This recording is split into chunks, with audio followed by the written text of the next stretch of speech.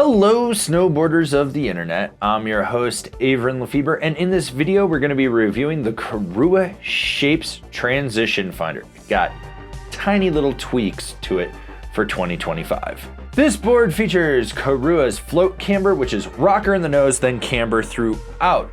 That camber section is going to give you all the load, pop, snap, and drive, while that rocker in the nose is going to give you ease of entry in and out of turns, as well as more optimal powder float. This board is available in 150, 154, 157, and 160.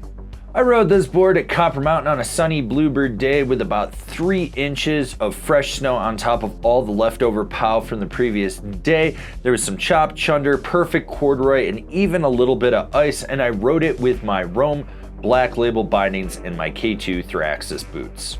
So it's been a few years since the last time I rode the Transition Finder, and in that time they've moved factories and it feels like it's gotten a little bit softer. So with the nose right where it meets that camber section from the rocker, it's got a little bit more give. Through the midsection, it feels still about the same. Torsionally though, there is a little bit more give. Overall, it's around middle of the road flex, maybe just a hair stiffer. And with the stability, it's not as stable as it used to be. The nose doesn't push through chop and chunder as easily. It kind of flexes a little bit more if you're not really leaning into it. So you want to keep your weight a little bit more forward. And when you're not, you feel that chatter. It resonates back underfoot. When you get into lumpier terrain, you want to keep your knees bent because it kind of gets bucked around. Like I said, they changed factories. They kind of tweaked the flex pattern on this just a little bit, so it's more approachable in my opinion, but it's also not as damp as it's been. With this board being so camber dominant underfoot, you have to load it up, roll back on the tail to get it to spring. If you don't do this aggressively, it's gonna suck. But if you're a little more calculated and you really think about how you're gonna pop off a side hit or a roller, you can get this to boost. So, like I said, you want to really think out your line. That last minute pop, not the best. When it comes to jumps, small and medium are really its strong suit. I mean, you could probably take it to a bigger feature if you feel confident, but for me, just felt like it wasn't going to give me the snap or the landing that I wanted on something more than a medium-ish feature, which is about like 25, 30 feet.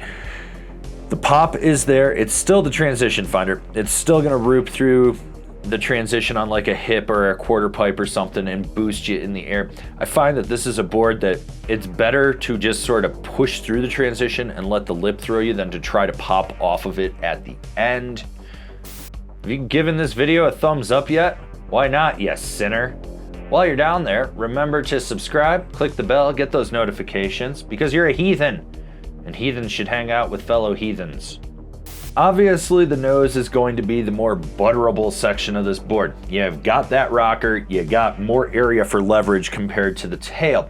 So this is one of those boards where you can kind of roll up on it and get it to just swizzle and sizzle if you want, or you can pop a 180, press into it, and then just feel it lock in and then pop right back up. It's kind of whatever mood you're in. The one thing to say though, if you do pop into it, tone it down a little bit. This nose is softer than the previous models. It flexes a little bit more. You've got this immense sweet spot. You don't have to worry about manhandling it at all. With the tail, it takes a little bit more work. You're gonna basically be sitting outside that binding, really pressing into it, and it's gonna fight you a little bit more back here versus on the nose. That kind of translates to how this thing jibs.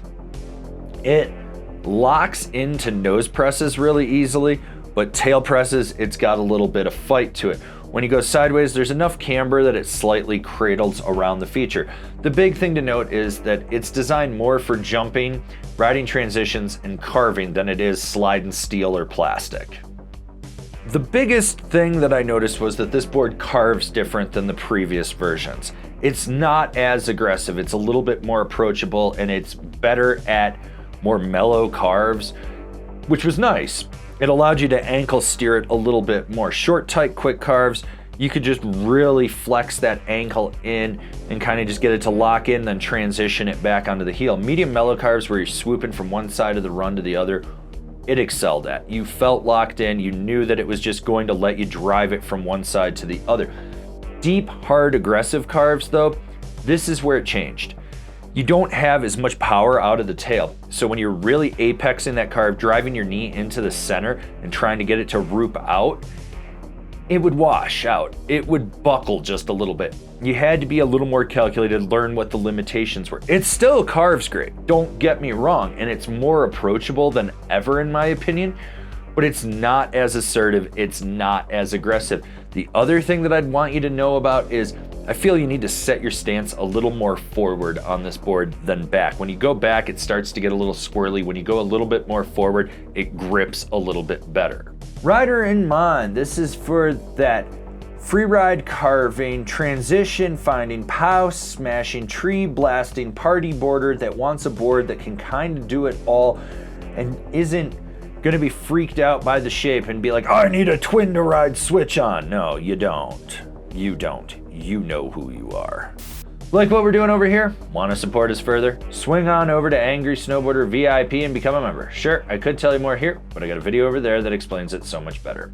They told me that they had tweaked this board, and I can tell with it being built in China now versus Poland, it's not as damp and it's not as aggressive, which makes it a little bit more approachable. It also makes it feel a little more loose, so you get more chatter in this board and you don't have to be as assertive with it, but it's also not as calculated on edge. You can be a little bit more laid back. You can be a little bit more forgiving with it. It doesn't force you to bring your A game when you don't want to. Comparable boards, the Stranda Biru, the Jones Mind Expander, the Salomon HPS Louif. Binding recommendations, the Rome Katana, the Union Force, the Yes Airmaster. This has been my review of the Korua Transition Finder. If you're looking for some gripper grips or strapper straps, or as you know them, bindings, why don't you go check out one of the reviews for one of the recommended bindings.